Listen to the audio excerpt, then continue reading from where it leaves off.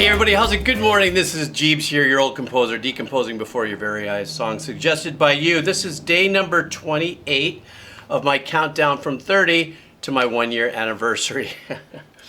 I'm just having a great time, and for some reason there's a lot of energy on the channel, and people are going to that one video about how to suggest bands for these next 28 days, or 27 now. I'm going to do number 28. And it's just really nice to hear that people are really enjoying the channel and stuff. And I hit 200,000. Well, I did for a minute, then it fell back under, it went to 199 back. I don't know, the YouTube thing. but that was kind of fun. But right now, I am going to do, in my recycle of some of the top bands of this channel and suggested by you, this is Gojira. And I don't know exactly how L'Enfant Sauvage. I'm not French, obviously, but I can say quoi. And that's all I know from French. But I look forward to this. So Gojira has definitely been one of the more exciting bands for me to learn about through this journey. And I know I have much more to learn from them, so continue the suggestions. As you guys know, this does not monetize my channel. If you do want to buy me the cup of coffee, check out the headsets, check out their Spotify, or even my Patreon. Where's the link? It's down below. Okay, let's do this. By Gojira, L'Enfant Sauvage. I think I said that right. All right.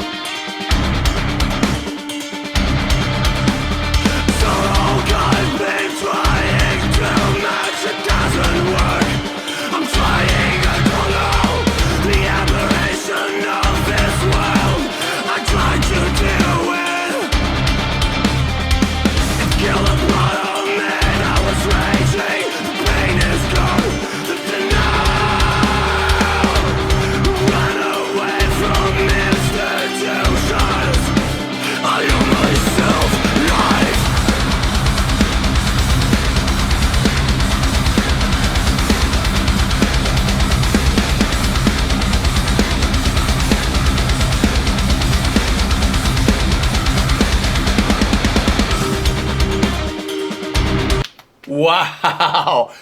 Okay, I've got to glam really quick on that cut time section where the verse is. How are those ghost notes on the snare of the drums?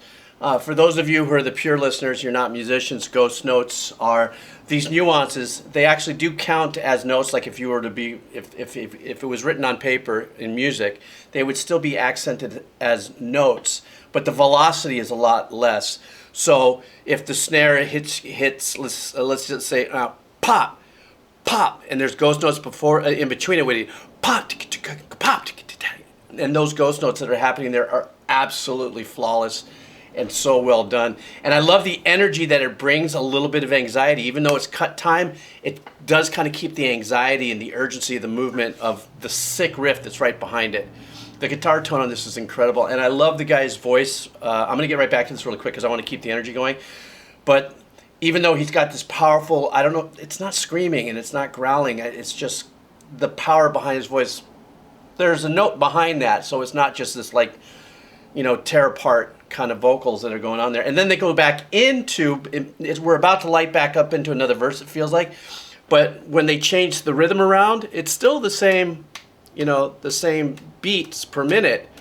But what they did is they flipped the script on the percussive arrangement, the way the drums are being played. All right, let me go on because I want to get right back into this.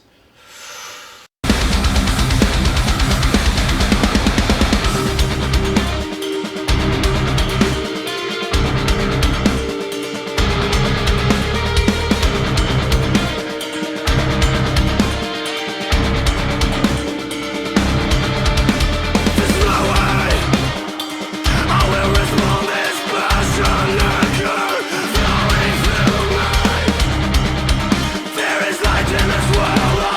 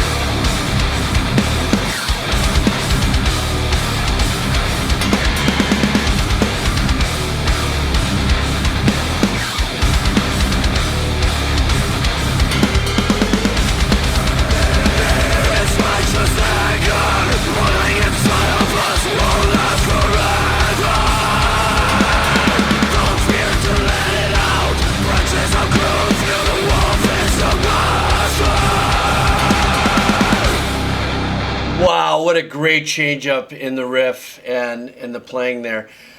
I wanted to bring up his voice again one more time because remember I was saying in the verse, even though this is a complete jet blast of a performance vocally, like that's what it feels like to me. It's like you're like holding, you know, the throttle of a jet just full on, but pumping the brakes, so you're just hearing this just powerful blowback kind of vibe to it.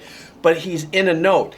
Well, he actually in the next passage, I don't know if that was the hook. There was so much going on in there that even that more visceral performance that he did also held a note. So it sounds like it's a screaming or I don't know what the style is called, but there's actually a note that he's holding there that's an intricate part of the voicing of the riff.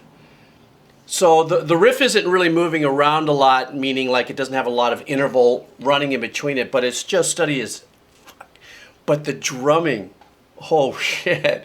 The drumming on this is giving me chicken skin. Another thing I want to mention really quick is the bass playing. What I love about what he's doing with the bass is he glams in certain parts where he does his turnarounds. You guys hear me talk about bass playing and turnarounds, how there's a little bit more liberty, even if you're following in unison something, but you step away, the bass player can step away in, you know, this kind of, like the same way a drummer does at the end of, let's say 4 or 8 bars with a fill. That's the liberty of the drummer to actually compose that fill. The same thing with the bass player. If the band, you know, it's a composition of all band members, but a lot of times you'll hear the bass player just kind of, and who was a genius at that? John Paul Jones with Led Zeppelin. And I'm hearing that kind of energy with some of the turnarounds in the bass. That's just fucking sick. All right, let me go back a little more.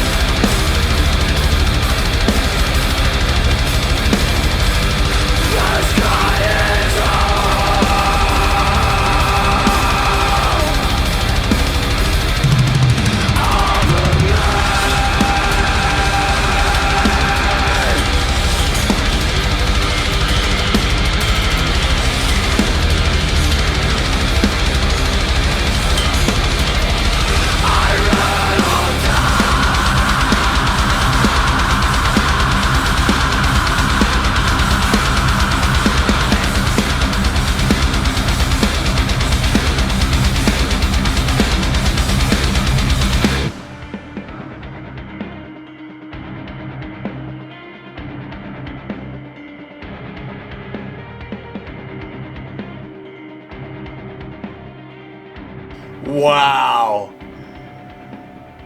Okay, that was a badass ending. Seriously, that was insane. And, you know, just coming from what little engineering chops that I've had in my career, what a crazy decision that had to have been, you know, in the room, in the console, you know, where they were doing their mixing. Well, like, who knows where they were doing it. To actually pull that off like that. And that actually to me gave me this hollow sense of like falling away kind of a vibe. But as an engineer, my brain automatically goes to, okay, what did they do? Okay, they changed it, they did this, they pulled the EQ, maybe they took the complete mix, the master mix, that stereo stem, and then decided to go ahead and squash that and do all the technical work to that, which is sometimes is a certain trick that is done in recording, is that you can actually export your final mix if you have in mind, but wait a minute, the last, maybe in this case, let's take the last 3 seconds or 5 seconds and completely cut that and attach a completely different chain of post effects to give it a particular effect. Not saying that's what they did here, could be very possible, but whatever it was they did in this ending, I just loved every bit. It was so unique. I've never heard anything like it in any of the other, you know, bands that I've done here on this. And speaking of which, with Gojira, one of the things that I'm enjoying about this last run that I'm doing before I take my break on my 1-year anniversary is now I'm beginning to listen to these bands 2, 3, 4, 5 times and jumping around in different projects and being able to hear the diversity, their power, their growth and trajectory in songwriting production. Not like I shall see how well they're doing, same as it ever was. You know, I'm just saying, it's just great to be able to hear the changes in bands, in so many bands. You know, well, this was their first album, this is their latest, you know. So anyhow, I want to thank you for suggesting L'Enfant Sauvage. I was saying Levant, but it's L'Enfant Sauvage. Please forgive me, I'm not French. I think I got it close though. Have another one coming at you tomorrow. Number 27 will be tomorrow. Today's number 28. Please continue to give me suggestions. Please watch that one video when I say, hey, help me choose my next 30, because there's a special reason why it's being done that way, and it makes my life so much easier to be able to catch your comments and so on and so forth. As a matter of fact, I'll just tag it right now. Ding! You guys know where all the links are for the coffee and everything is down below, the Patreon, the headsets, and also for Gojira Spotify. You guys take care. All right.